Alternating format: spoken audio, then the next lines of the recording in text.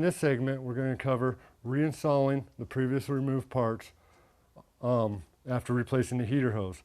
And as you remember, this is our air intake boot. If you'll take just a minute and look over the boot, you can see the various places where hoses connect and are used as brackets or clamps for those hoses.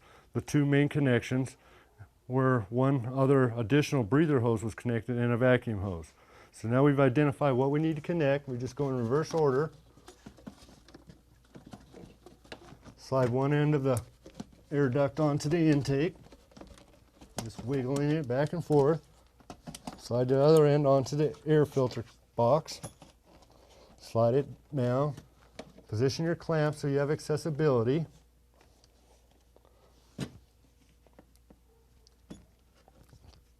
Insert the other hose. Clip your hoses and throttle cables into their necessary brackets. Connect our vacuum hose. Connect the hoses down below. Using a pair of pliers. Connect the spring clamps. Now, the spring clamps used on the air intake system, it's acceptable for you to reuse those because they don't play a critical part or have critical pressure on them. They're basically just hold that hose on that fitting. So if they lose a little bit of tension, it's not a critical situation. Whereas the cooling system is under high pressure and release of clamp pressure can easily cause a leak. The last thing we need to do is tighten down those two screw clamps with a phillips screwdriver.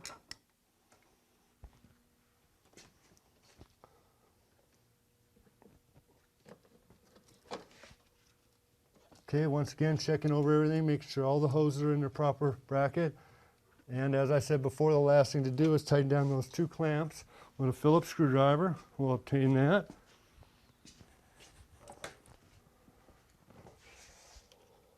First clamp, just tighten it down.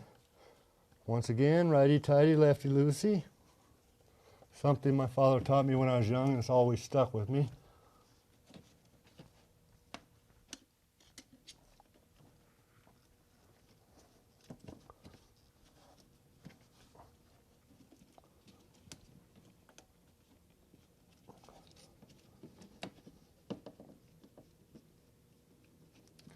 Okay, now the clamps are secured. Briefly check it, make sure it's proper.